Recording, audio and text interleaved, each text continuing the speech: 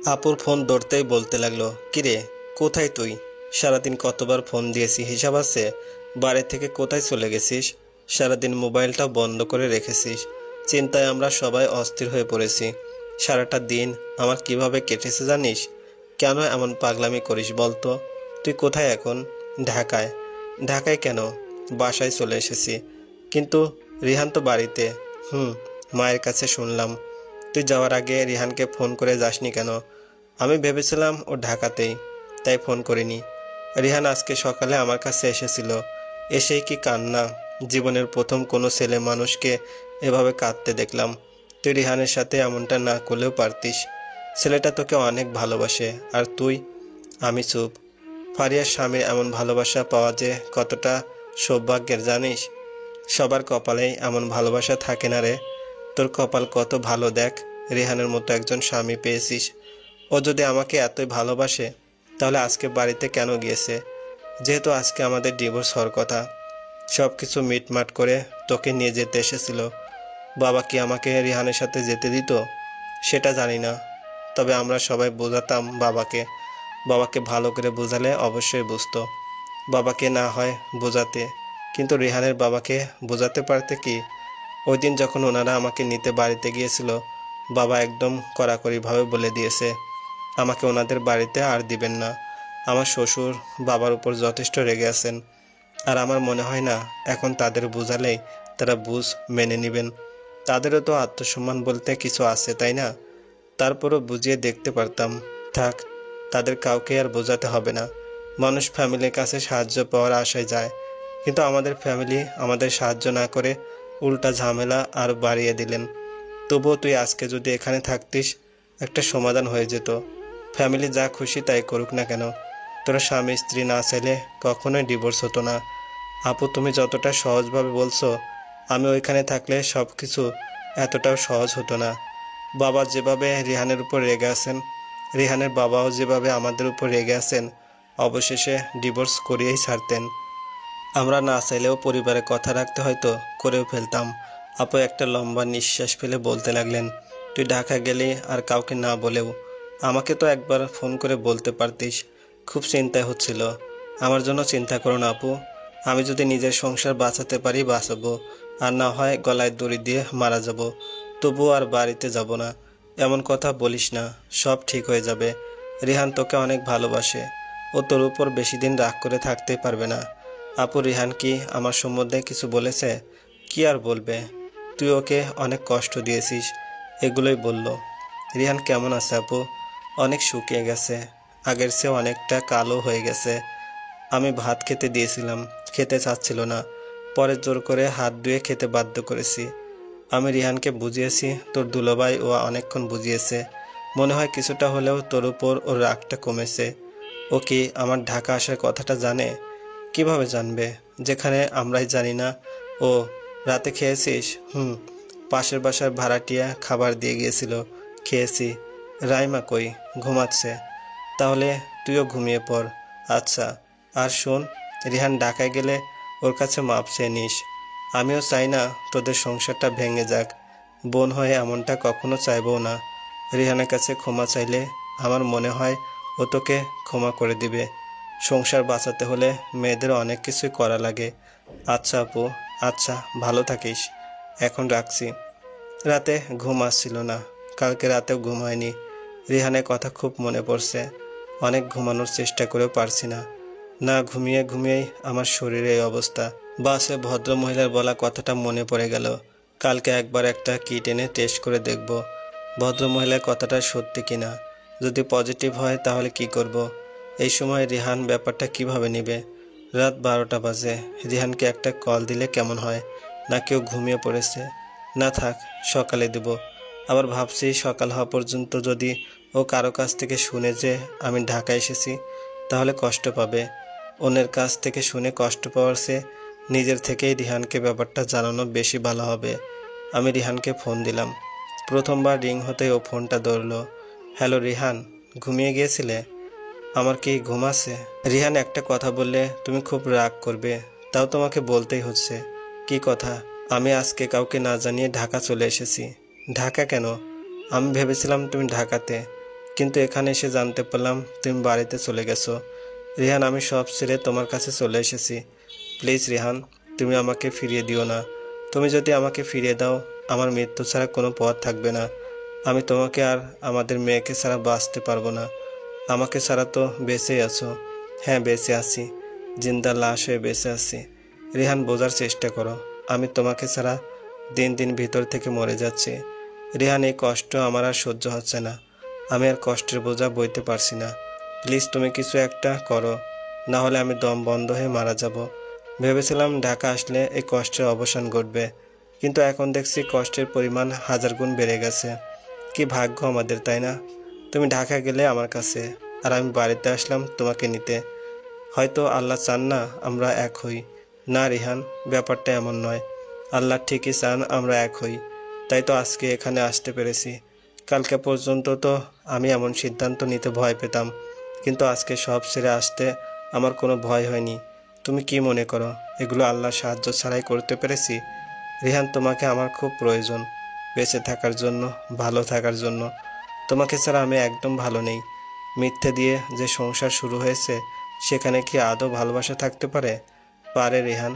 মিথ্যে দিয়ে শুরু হলেই যে মিথ্যে দিয়ে শেষ হবে, এটা কেন ভাবছো? তুমি ভাবতে বাধ্য করেছো। না রিহান, হয়তো মিথ্যে দিয়ে শুরু হয়েছিল আমাদের সংসার, কিন্তু তোমার সত্যি ভালোবাসার কাছে সব মিথ্যে সত্যি হয়ে গেছে। আমরা যদি আবার সংসার শুরুও করি, আগের মতো কি ভালোবাসা থাকবে আমাদের সংসারে? কেন থাকবে না? যেখানে ভালোবাসা বিদ্যমান, সেখানে ভালোবাসা না থেকে পারে কি? আমার সব কিছু কেমন এলোমেলো হয়ে গেছে। আমি হয়তো আর গুছিয়ে সংসারটা করতে পারবো না। যেই জায়গায় তোমার জন্য ভালোবাসা ছিল, সেই জায়গাটায় এখন অনেক সন্দেহ জমা হয়ে আছে, অনেক প্রশ্ন জমে আছে, যার উত্তর খুঁজে পেলেও মেনে নিতে কষ্ট হচ্ছে। প্লিজ রিহান, আমাকে মাফ করে দাও। মানুষ তো খুন করেও ক্ষমা পায়। তুমি কি কোনো খুনের চেয়ে কম? তুমি তো আমার ভালোবাসাকে খুন করেছো। কিন্তু আফসোস, এত কিছুর পরও আমি তোমাকে ছাড়তে পারছি না তোমার উপর রাগ করে থাকতে। কষ্ট হচ্ছে, অনেক কষ্ট হচ্ছে। আমি কেন জানি তোমাকে আঘাত দিয়ে কথা বলতে পারি না। তোমাকে আঘাত দিলে ওই ব্যথা আমার বুকে এসে লাগে। এই যে দূরে আছি, এতে তুমি কতটা কষ্ট পাচ্ছ জানি না, কিন্তু বিশ্বাস করো, আমার অনেক কষ্ট হচ্ছে। যেদিন ওই চিঠিটা আমার হাতে এসেছিল, সেদিন ভেবেছিলাম তোমার সাথে সব সম্পর্ক শেষ করে দেব, কিন্তু পারলাম না। সময়ের সাথে সাথে রাগটা কেমন যেন শীতল হয়ে আসলো। তোমাদের বাড়ি থেকে যখন ডিভোর্সের কথা শুনলাম, আমি বলে বোঝাতে পারবো না কতটা কষ্ট হয়েছে আমার।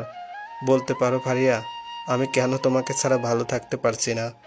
তোমার কাছ থেকে দূরেও থাকতে পারছি না, আবার ইচ্ছে করলে তোমার কাছেও যেতে পারছি না। কেমন যেন একটা গিল্টি ফিল হচ্ছে। এখন আমি কি করব বলতে পারো? আমি রাতের অন্ধকারে চিৎকার করে কাঁদি। কেন বলতে পারো? কোন ভুলের অপরাধে এই কষ্টটা আমাকে পেতে হচ্ছে? তোমাকে মন থেকে ভালোবাসার অপরাধে? স্ত্রীকে ভালোবাসাটা কি আমার অপরাধ ছিল?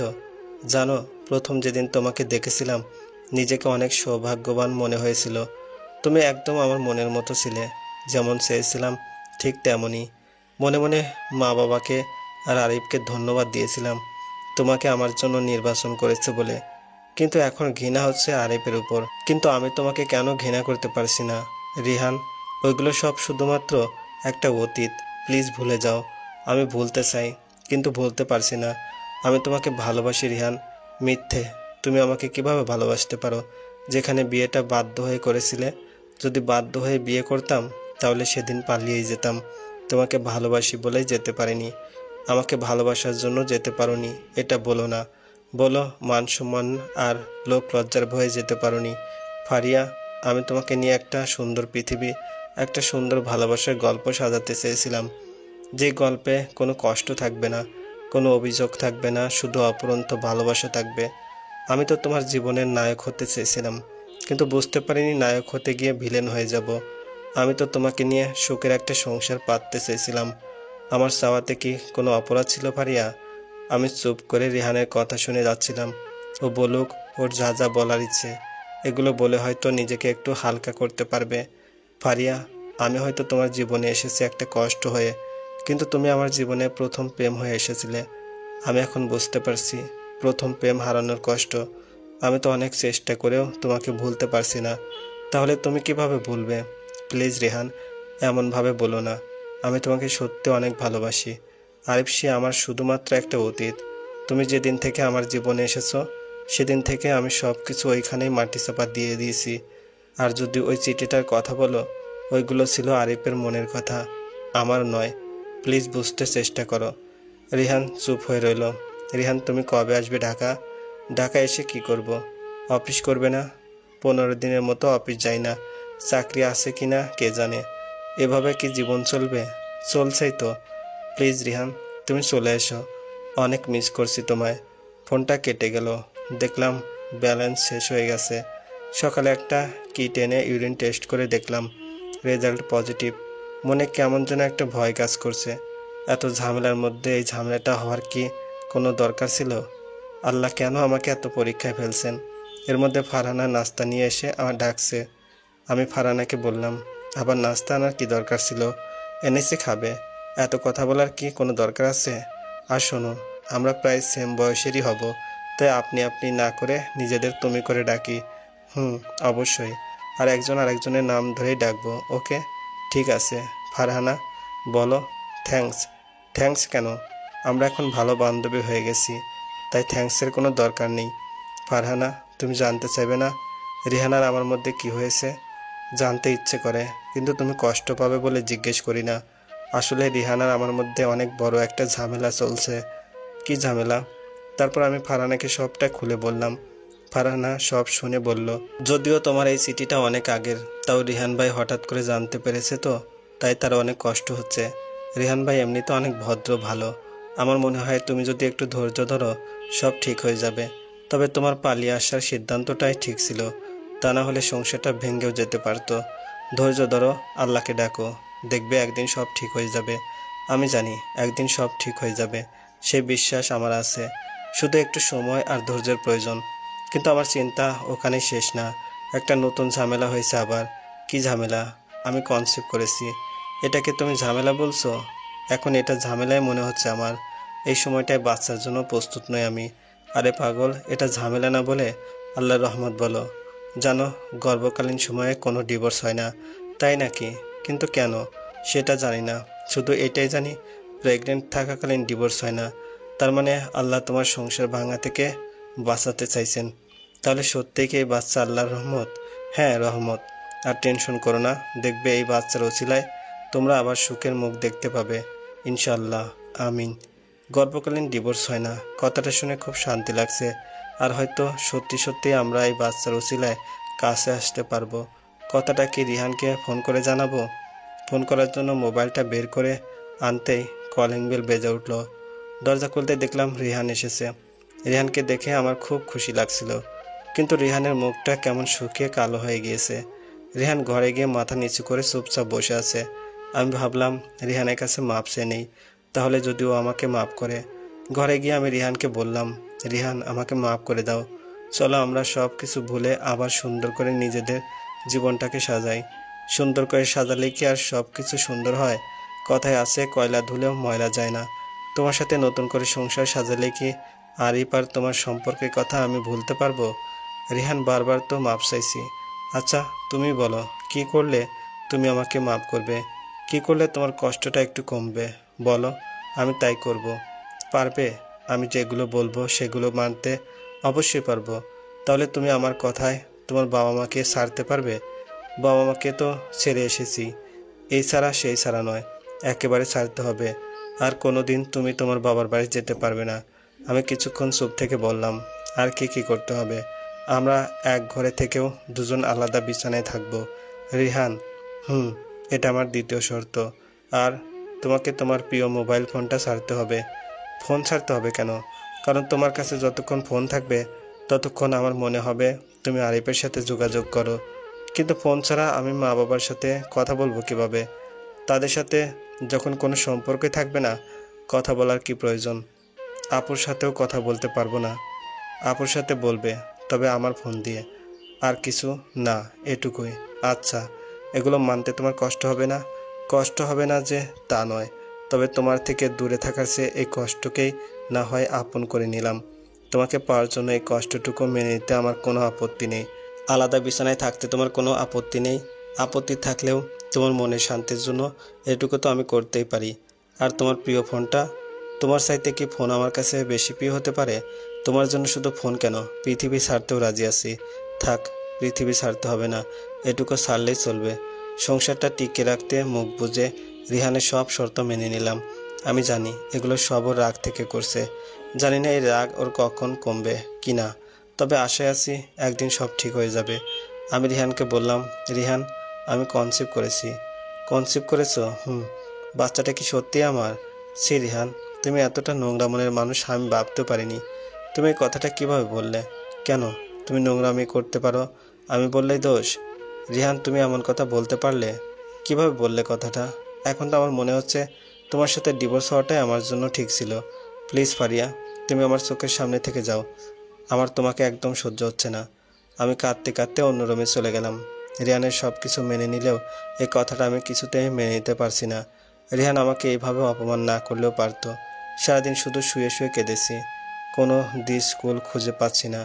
কত বড় মুখ করে বাড়ি থেকে পালিয়ে এসেছিলাম, ভেবেছিলাম মাপ চেয়ে সব কিছু ঠিক করে নেব, কিন্তু এখন বুঝতে পারলাম কোনো কিছুই আর ঠিক হবার নয়। বিকেলের দিকে রিহান আমার ঘরে আসলো, পাশে এসে বলল সরি। আমি অন্যদিকে মুখ ফিরে নিলাম। আমাকে মাফ করে দাও। আমি রাগের মাথায় কি বলতে কি বলে ফেলেছি বুঝতে পারিনি। রিহান, এমন কথা কেউ হাজার রাগের মাথায় বললেও সেটা ক্ষমা করা যায় না। তুমি যে কথাটা বলছো আল্লাহর আরশ কেঁপে যাবে এমন কথা শুনে। আসলে এটা আমার মনের কথা না, তোমাকে একদম গভীরভাবে কষ্ট দেওয়ার জন্য ওই কথাটা বলেছি, কিন্তু তোমাকে কষ্ট দিয়ে আমি আরও বেশি কষ্ট পাচ্ছি। রিহান আমার হাতের উপর হাত রাখলো। আমি নিজের হাত সরিয়ে নিয়ে বললাম, প্লিজ তুমি আমাকে স্পর্শ করবে না। তোমার ছোঁয়াতে ভালোবাসা নয়, ঘৃণা হচ্ছে আমার। সরি বললাম তো, মাফ করে দাও। চলো ডাক্তারের কাছে যাব। কেন? অ্যাবর্শন করতে। ফারিয়া, আমি কিন্তু তোমার কাছে ক্ষমা চেয়েছি, তুমি কিন্তু এখন বাড়াবাড়ি করছো। তুমি না প্রশ্ন করেছো এই বাচ্চাটা তোমার কিনা? আমি বলবো না, এই বাচ্চাটা তোমার না, এটা আমার একার বাচ্চা। আর আমি সিদ্ধান্ত নিয়ে নিয়েছি আমি আর এই বাচ্চা রাখবো না। আমার বাচ্চা নষ্ট করার মতো এত বড় সাহস দেখিও না, তাহলে কিন্তু কি করবে? নিজেকে শেষ করে দেব। এ বলে রিহান ঘর থেকে চলে গেল। আমি চিৎকার করে কাঁদতে কাঁদতে বলতে লাগলাম, কেন এভাবে কষ্ট দিচ্ছ আমাকে রিহান?